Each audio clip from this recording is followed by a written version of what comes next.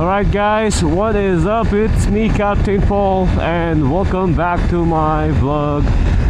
So ito guys, it's Thursday morning, 8:24 a.m. Papunta tayo ng Newport Beach, Ducati. 9 a.m. nga yung appointment natin late tayo, ETA natin 9:34. Halos 1 hour din yung biyahe natin guys. So wala, nagatid pa tayo ng bata sa school. Anyway, so yeah, 600 mile oil change tayo ng guys ng ating motor. Magkano nga ba ang gastos ng first oil change ng Ducati dito sa US? Sa Pinas kasi siguro kung di ako nagkakamali, siguro nasa 8 to 9k, maximum 10k siguro, depende sa motor. So that's only about 200 plus bucks, di ba? Dito guys, magugulat kayo sa presyo. Mamaya sabihin ko sa inyo kung magkano magastos natin dito. Pero ang maganda lang dito guys, wala na tong Desmo service. Usually kasi ang Desmo service nasa 17,000 miles or 30,000 kilometers. But on this one, ang valve clearance something nyo, adjustments is around 30,000 miles. So that's a lot, diba? But that's a lot of miles. Actually, sobra na nga ako sa miles 726 miles na tayo. Pero okay lang naman daw, sabi nung sa Ducati.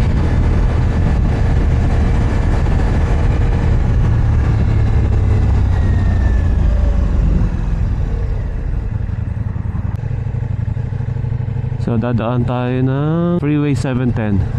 Yan. Medyo malamig ngayon guys. 2 days ago umulan dito. So somehow malamig. Maganda yung klima. Kahit maaraw, malamig pa rin. So ayun. So 1 hour ang biyahe natin guys. Magba-vlog na lang ako ulit pagdating natin doon. See you guys later. Alright guys, so ito, coffee muna tayo dito sa Ducati Newport Beach.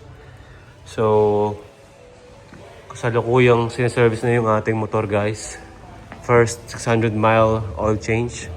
So habang nagkakape tayo, pakita ko sa inyo yung mga motor nila guys. So ito, this is a Multistrada V4 Rally. So same engine nung sa atin, but this is a rally version. So tingnan nyo yung mga naka-spoke siya. Then nakaganda ng kanyang tank, naka-brushed aluminum. And then yeah, so of course mas upgraded to. Naka-electronic suspension, naka-keyless, mas maganda yung dash, mas malaki. May blind spot monitoring. And then adjustable din yung sa likod niya electronically. I think kasama na yung panniers dito. And then yeah, ito yung V4, ito yung sa atin. That's V4S. So V4 between V4 and V4S. So yun nga, electronic suspension and keyless. Mas maganda yung mas larger TFT, blind spot monitoring. So fully adjustable na suspension electronically, but overall same seat, same wheels, same tires, same exhaust, same engine. So same looks. The difference, I think nasa $8,000 ang difference niya guys with all those upgrades. So ito yung V2S na 2025 I think. Ito yung V2. Ito yung hindi na to Desmo valve train guys. So wala nang Desmo service yung mga yan. This is the Pikes Peak. So yun guys, naka single-sided swing arm yan, naka Acra, titanium. Same engine ng V4 natin. Pero upgraded to guys. Naka carbon beak, naka carbon fender, naka Öhlins, naka Brembo yan, naka Marchesini yan na wheels. Yan. Diba? Ito naman yung RS guys. Ito yung pinaka high-end ng Multistrada V4. Yan, naka-carbon yan. Halos naka-carbon lahat. Tapos, all-ins din yan. Yung Brembo niya na calipers, iba oh, pula. Naka-forged alloy wheels din yan. Marchesini. And then, syempre, naka-titanium din yan na Akrapovic. Exhaust. Single-sided swing arm. Naka-titanium guys na subframe. Sobrang gaan siguro nito guys. Tapos dito iba rin siya oh. Mas sporty. Wala yung grab rail niya. So ito yung harapan niya guys. Diba? Naka-electronic suspension. TFT display. Naka-keyless. So ayan. Gwapo diba? Tapos ito yung version guys na naka-dry clutch. So ito lang yung naka-dry clutch guys. Yung Pikes Peak. Yung Rally. Those are wet clutch. Ito yung naka-dry clutch guys. Yung parang pag umaandar parang sira. Pero ganun talaga yon. So these are Ducati Monsters. Ito yung SP version guys na loaded na. Naka-Terminioni.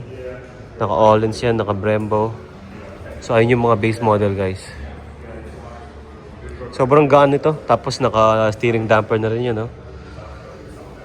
Naka-Brembo lahat yan guys. Sobrang loaded ng SP na to guys. So ito naman mga Street Fighter V4S. Yan, V4S.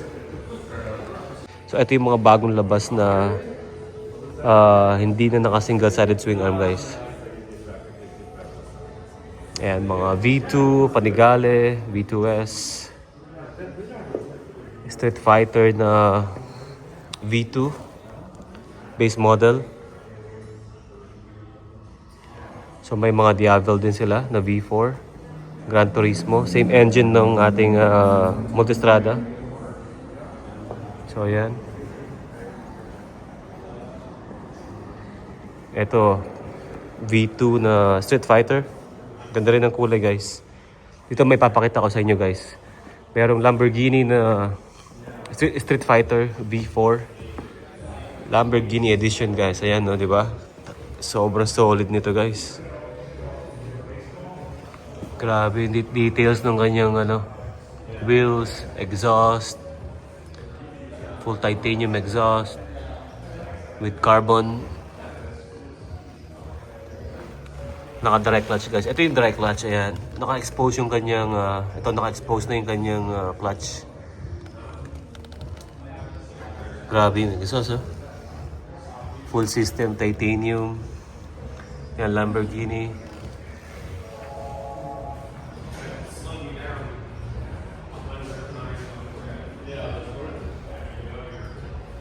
Ganda ng kanyang paint.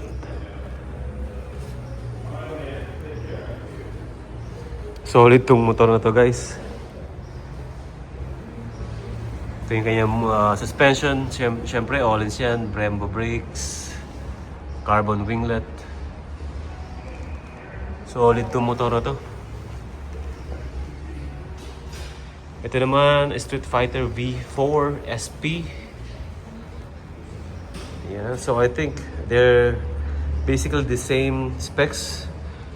But ito nga lang is Lamborghini edition. This is the SP version. Ito naka-carbon wheels siya sa likod and harapan. Yan, single-sided swing arm. Gwapo rin tong V4 SP. So yun guys. So ito Desert X, pang adventure. So yeah. Ito yung kanilang pakita ko sa inyo yung V4 nila na Panigale. Ito V4. V4 na Panigale. Ito V4 na Tricolor. Gwapo no? So ito Scrambler. Ito Rally na Desert X Rally. Oh, that's a lot for a bike. Diavel, V4, Pikes Peak. Oh yeah, for sure. That's very comfortable. Ito Lamborghini na Panigale, V4. Guys, ayan no. Gwapo din to. Halos, I think, carbon lahat ng fairings ito guys. Yeah. Carbon lahat.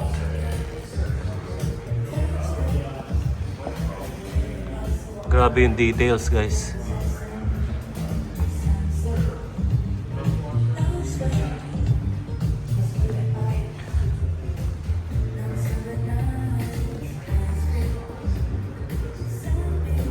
Look at the details, guys. Puro carbon. So limited edition lang to, guys. Ayan, number 336 out of 630.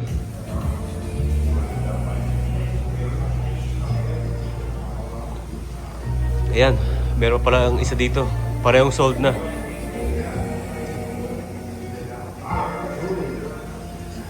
Ayan, sold na, guys. So, yeah, ayun yung bike natin. Andun yung motor natin, guys. Ayun. Diba? Ayun, oh. May sticker, Captain Paul, eh. So yun, guys, enjoy muna natin yung kape natin. So, see you guys later. So, ito yung bagong boots natin, guys. So, Dainese. Nexus 2. Ganda, diba? Terno sa Ducati Cup natin.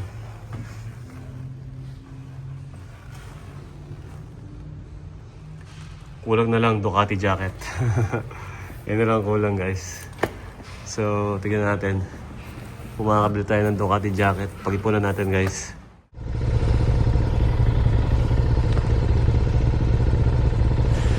Alright, guys, so ito, tapos nang i-service yung ating motor. So next service ito would be once a year or 9,000 miles, guys. Kasi magandang klase naman yung nilalagay nila na oil dyan. Full synthetic na Shell Advance. Yan, so Shell lang ang ginagamit nila, guys, pag Ducati. Dito tayo sa Newport Beach, Ducati. Kain tayo. Hanap tayo ng mga kainan doon, guys. Malapit sa beach to, eh. So maraming ano rito, maraming mga restaurant na puro seafoods ang ino-offer. Up. So kailangan natin pagas mamaya. Yan, kasama pala natin si Neo. Ayan.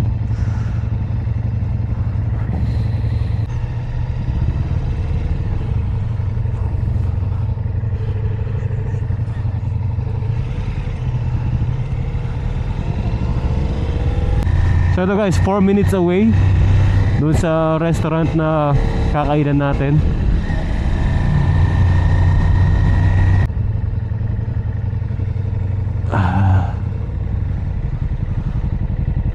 Alright, so maganda yung panahon. Yan, as usual, California weather. Diba? Sarap mag-ride. Tapos naka-Ducati ka. Diba? It's not about the brand, but it's the feeling, you know, yung excitement pag nag-ride ka using a Ducati bike. Yung sudden burst of power, guys, or torque ng Ducati V4, even V2.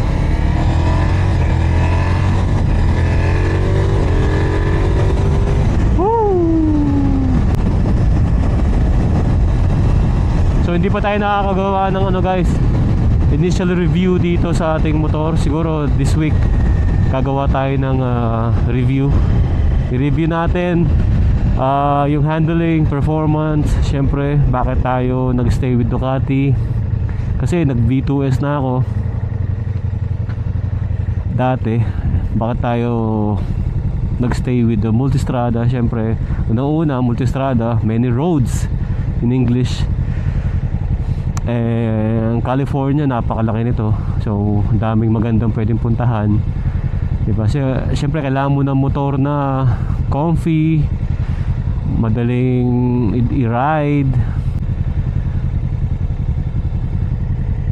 tsaka maganda yung handling, tsaka yeah, yun nga, comfy siyang i-ride. Hindi lang sa canyons, even sa mga sa traffic, magaan nga lang to, eh. Mang problema ko lang dahil mataas yung side mirrors niya. Minsan mahirap sumingit, baka matamaan ko yung mga side mirrors ng mga sasakyan. Pero overall, okay na okay, satisfied tayo sa motor natin guys. 10 out of 10.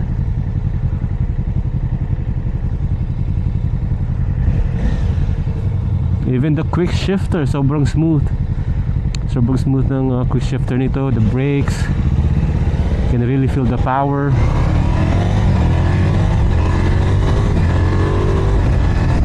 Diba? Dito pag nag-shift ka, umaangat talaga yung kanyang ano, umaangat yung kanyang gulong guys. I think nakalagay yung wheel control ko to number 1 lang or 2 eh. Pero yun yung gusto ko sa Ducati guys eh. Yung torque, iba yung feeling pagka pag blip mo ng throttle, iba yung power na ibibigay sa'yo. Sa parking. Alright.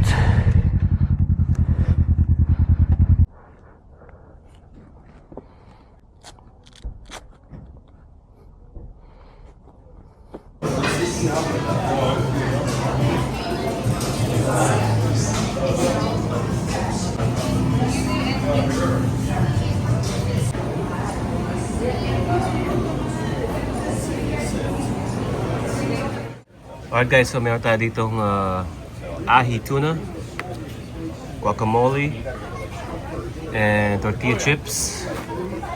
And syempre meron tayong modelo special. So kain muna kami guys. See you later. Alright guys, so ito tapos na kaming mag-lunch. Pauwi na kami. Ayan, pare. Ride safe baltaan mo ako. So ayan, papagas muna tayo guys. Wala na tayong gas, 18 miles na lang natin, ang ano natin. So ang biyahe natin isang oras. Arrival natin 2 PM. So sakto lang guys. So ayun, ang tanong, magkano nga ba ang oil change dito guys sa US sa mga gantong klaseng motor? Sa Pinas, alam ko dati nag-inquire na ako sa Pinas nung parang balak kong bumili ng Ducati Monster. So nag-inquire ako sa Ducati Clark kung magkano yung mga maintenance nila, like oil change. Nasa 7 to 8k daw depende sa motor. Let's say siguro mga multistrada nasa 10k maximum or 12. Mura pa rin guys, di ba? Dito kasi sa US nasa 400 $445, so nasa 25,000 din yun guys. Grabe dito. So pero we have no choice. Diba? So ganun talaga dito. So mahal talaga dito guys. So sa Pinas mas mura, but wala naman tayong choice, diba?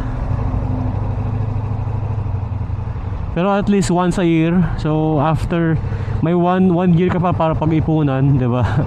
Hindi na masama.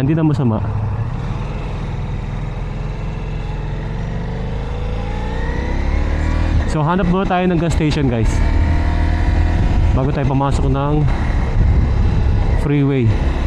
So time check, it's 1 PM.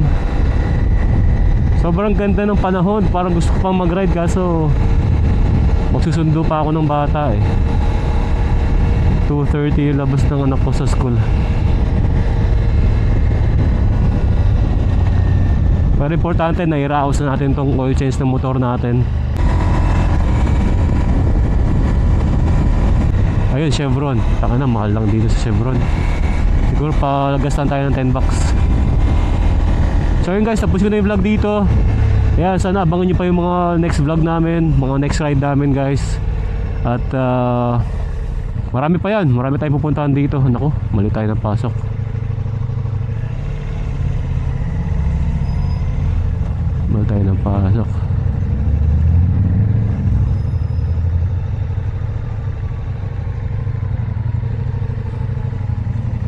Alright, so ayan, So thank you for watching, guys. Keep safe and God bless. I'll see you guys on my next vlog. Goodbye.